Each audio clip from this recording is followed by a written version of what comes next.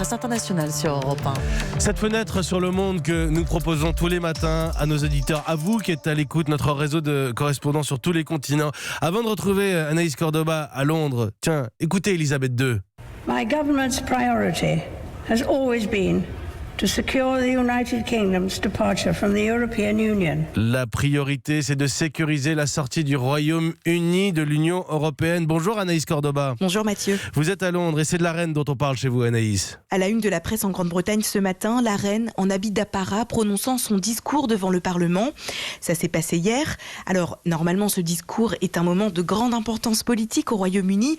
La reine annonce le programme du gouvernement lors de cette cérémonie traditionnelle. Mais cette année, l'exercice est qualifié de farce par de nombreux observateurs comme le Daily Mirror, car le gouvernement est en minorité et toutes ces propositions de loi n'ont quasi aucune chance d'être votées. Le discours de la reine déroule le programme électoral du Parti conservateur, titre simplement le Times. Aux yeux de la presse britannique, Boris Johnson, qui veut une élection législative anticipée, a réussi un super coup de pub en utilisant Sa Majesté la Reine pour lancer sa campagne auprès des Britanniques. Merci Anaïs Cordoba à Londres pour Europe 1. Benoît Clair est à Los Angeles. Bonjour Benoît. Bonjour Mathieu. C'est une vidéo virale qui est à la une des médias américains.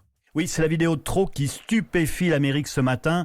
Révélée par le New York Times dimanche soir, elle dévoile un faux Donald Trump dans une scène montée du film Kingsman, The Secret Service, sorti en 2014, où un massacre se produit dans une église. Cette fois-ci, c'est l'église des fake news, avec en fond de scène le logo de sa campagne de 2020. Et l'on y voit le président en train de tirer à l'arme de poing sur des journalistes identifiés avec les logos de CNN, NBC, Vice ou encore du Washington Post. Il poignarde ensuite sauvagement plusieurs hommes politiques, comme le défunt John McCain ou les anciens présidents Clinton et Obama, avant de monter sur l'autel très fier de son exploit. La vidéo macabre a été diffusée lors d'un colloque de 3 jours qui réunissait des partisans de Trump dans l'un de ses resorts à Miami en Floride. La Maison-Blanche a mis près de 24 heures à réagir avant de dire que le vrai président désavouait ce clip d'une violence extrême qui n'aurait jamais dû être rendu public. Benoît Clair à Los Angeles pour Europe 1. Merci Benoît. Nous partons à présent pour la Corée du Sud où se trouve Gabin Tellen. Bonjour Gabin. Bonjour Mathieu. De quoi est-ce qu'on parle chez vous ? À la une de tous les journaux sud-coréens ce matin, c'est la démission du ministre de la Justice Cho Kuk. Après seulement 35 jours de mandat et plusieurs manifestations, l'homme accusé de corruption a fini par quitter ses fonctions. L'autre événement à la une est bien plus triste, c'est le suicide de la chanteuse Sully. Âgée d'à peine 25 ans, la star de K-pop a été retrouvée morte dans son appartement du sud de Séoul.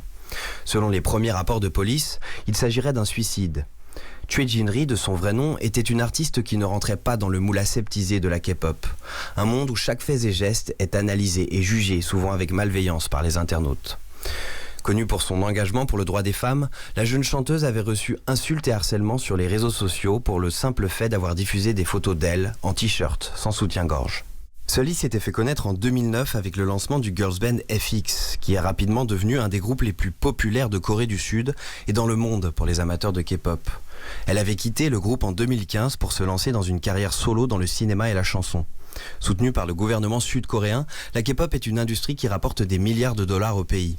Pour les artistes de K-pop, la rançon de la gloire est aussi chère. Hyper-compétition, travail acharné, entraînement, répétition et surtout, ne jamais sortir des plates-bandes. Une audace qui a coûté la vie à cette jeune femme de 25 ans. Elle avait 25 ans, alors je sais que ça risque de faire un petit choc thermique parce que c'est de la K-pop, mais hors de question de parler de Sully, de cette jeune femme, sans écouter ce qu'elle chantait. «